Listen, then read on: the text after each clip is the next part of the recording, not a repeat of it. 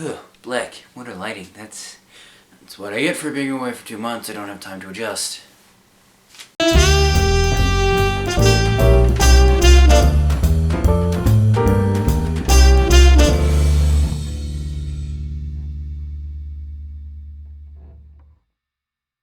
Good evening, ladies and gentlemen. Welcome to this episode of Numbers for Letters. I haven't said that in a while.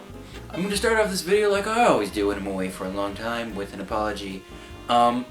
This past couple of weeks, past couple of months really, have been really hard on me and really stressful. So I was like, okay, this has to take a back seat for a while, which is the stupidest thing I've ever done, because after that I just got so stressed and so anxious and everything was just going so wrong. I really needed an outlet, and this provides me that outlet. So don't worry, you'll never have like another extremely long absence again. I'm going to do everything I can to just keep things on track and make sure everything's better.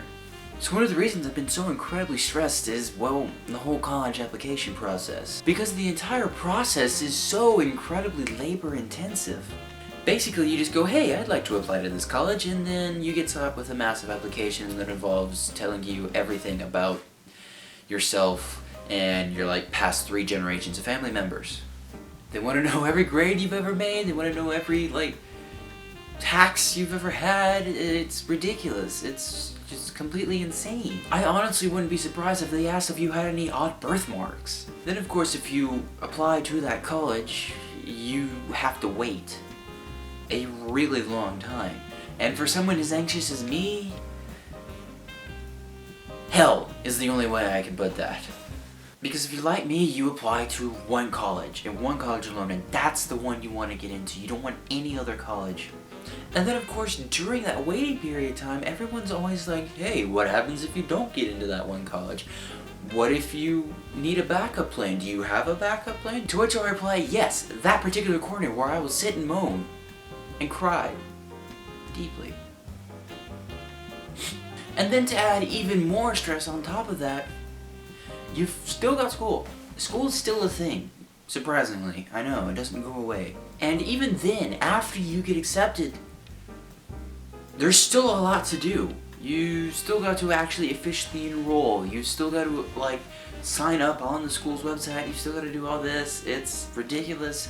And the worst thing is you have to figure out how to pay for it. Where I'm going to college, I'm trying to get as little debt as I possibly can. So I'm trying to avoid student loans, if all possible. And that pretty much means that you need to apply for as many scholarships as you possibly can. And gah, which really gets me, because all of them are either well, you need to prove Cherokee nobility back 5 generations and have a signed letter of recommendation from Psy and the Pope, and you have to have a 5.9 GPA and a 27,000 on the ACT. Really? No. And the other option is, oh hey, here's one I qualify for. It gives you $5.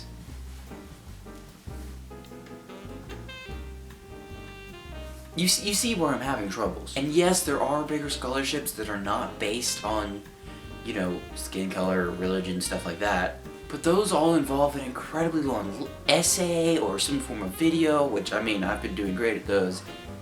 That was sarcasm. So you've got school, and you still have to write this massive essay, and you still gotta do all this other stuff for the college you've applied for, and everything just kind of breaks down, and you're just... But trust me, it's worth it. Because if you do get in, it just lifts you up like nothing else. And you feel worth it. You feel good about yourself and who you are. Which I know you shouldn't need something like that to do it, but it's nice to have some confirmation. I'm all about self-esteem and self-worth, but it's nice to know that someone else thinks that too. So for anybody curious, mainly those 4 curious people, which I probably already told, but anyway, this is where I'll be attending. I even have the hoodie on. Just throw that on the ground. Oh, hoodie, Belmont. Belmont University in Nashville, Tennessee, my hometown. And I'll be heading into their motion pictures department, which, yes, I'm going to film school, so I'm basically going to be studying unemployment.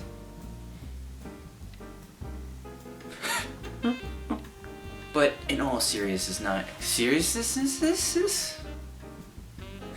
But in all seriousness, guys, I'm gonna be liking it. It's, like I said, my dream school, everything's perfect about it, and I'm gonna start crying. I really am.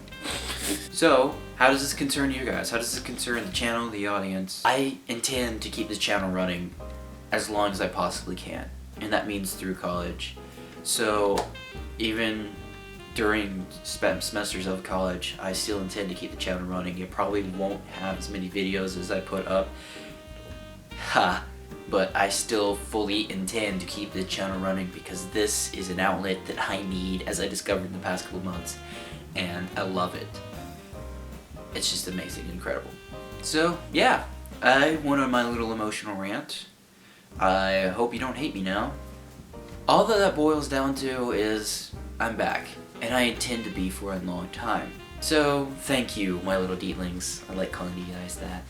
My little deatlings, so much. And I'm not gonna let you down anymore. So, thank you for watching this episode of Numbers for Letters. Don't forget to like, favorite, subscribe, as the Ferris wheel will tell you at the end. Stay flirty, my friends. Bye. One quick thing that I forgot to mention, guys. Forever ago, I promised like a gaming channel was gonna come out and do some things. I'm not ready for that. I need so much more like hardware, software, all that jazz than I did before.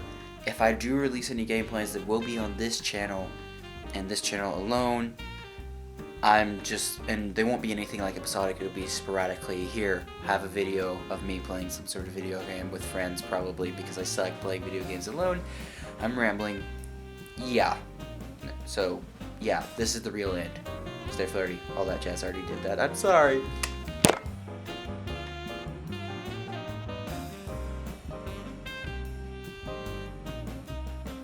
But in all seriousness, not. God, I can't say seriousness.